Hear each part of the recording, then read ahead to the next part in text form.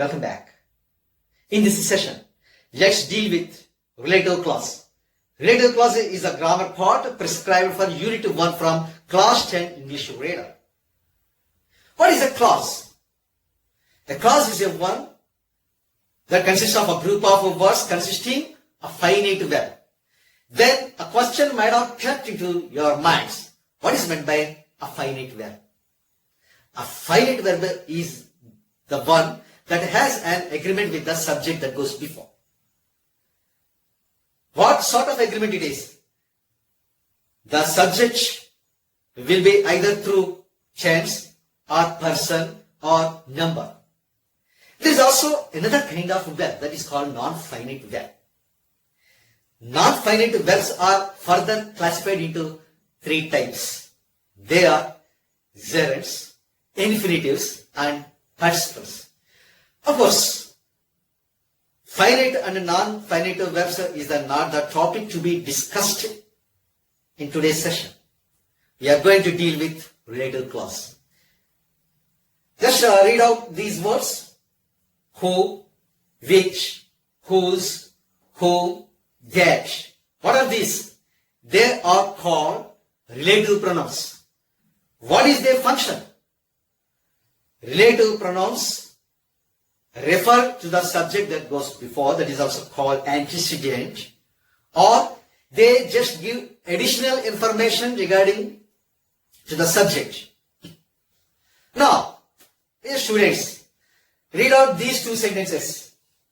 My brother, who is a doctor, left for Bangalore. Now, read the second sentence. My brother, who is a doctor, left for Bangalore. Have you found any sort of difference between these two sentences? No? There is a lot of difference. What is it? In the first sentence, this relative pronoun, who, just refers to the subject that goes before. It also gives the essential information about the subject. Whereas in the second case, this relative pronoun who provides additional information on the subject.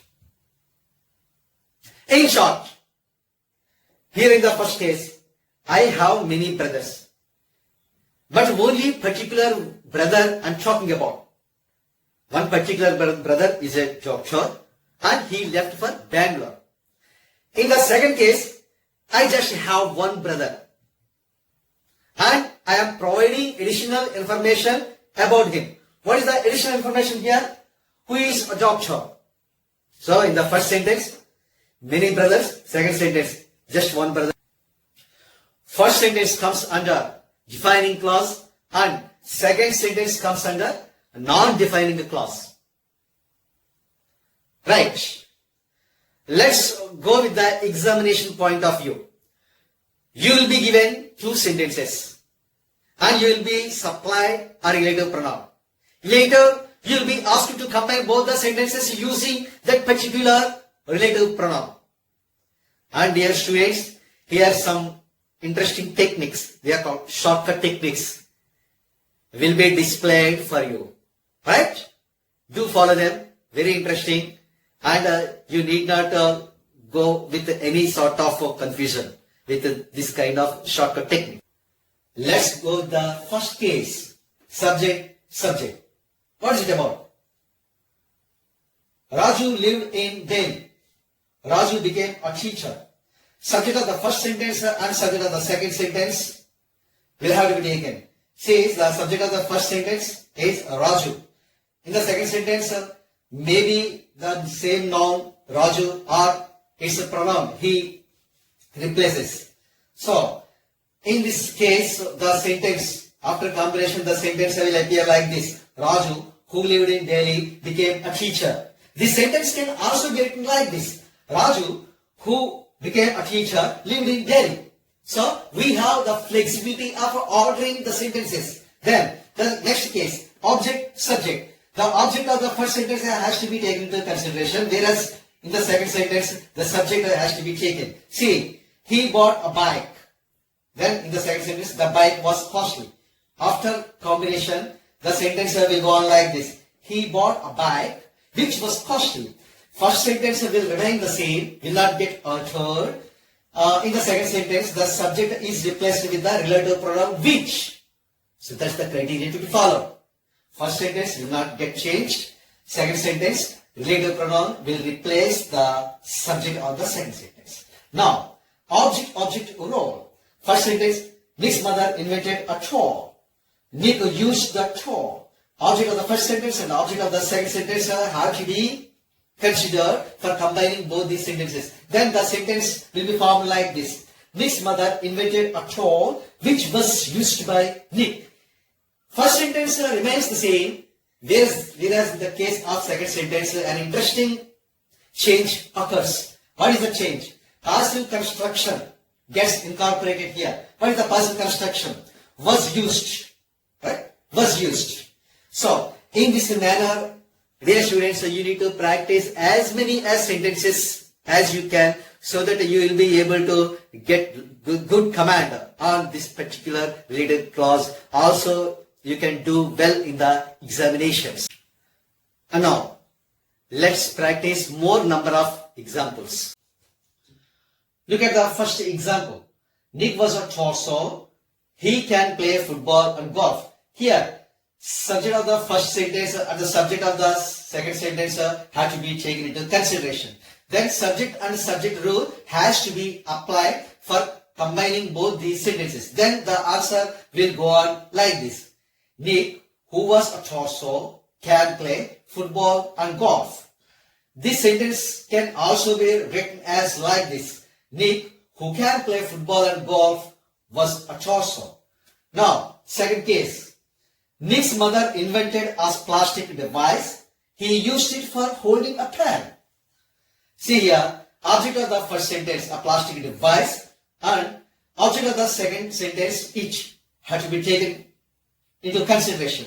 Then object and object rule has to be applied for joining both these sentences. The answer will go like this. Nick's mother invented a plastic device that was used for holding a pen. See, first sentence will not get any sort of change, whereas in the case of the second sentence, an interesting observation is here. Instead of active voice, passive construction has to be enabled. Was used is a passive construction. Now, the third case is here. Nick read a newspaper article. It was so inspirational for him.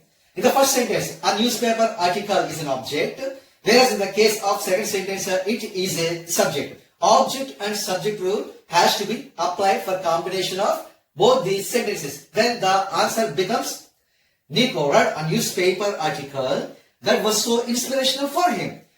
First sentence remains to be the same, whereas in the case of second sentence, it is replaced by relative pronoun that. It can also be replaced with the relative pronoun which. So, in this manner, dear students, you can practice as many as sentences as you can so that you will get command over practicing relative clause questions. You can also answer well in the examinations. Now, let us take a look at another example.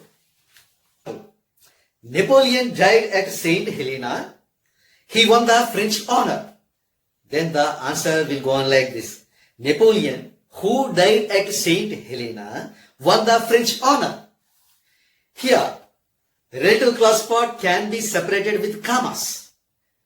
Obviously, it comes under non-defining clause. Why? Because Napoleon is a unique personality. Sachin Tendulkar is a unique personality. Sania Mirza is a unique personality. So, if you are writing about the unique personalities or specialized things, preferably non-defining a clause can be incorporated in the place of defining a clause.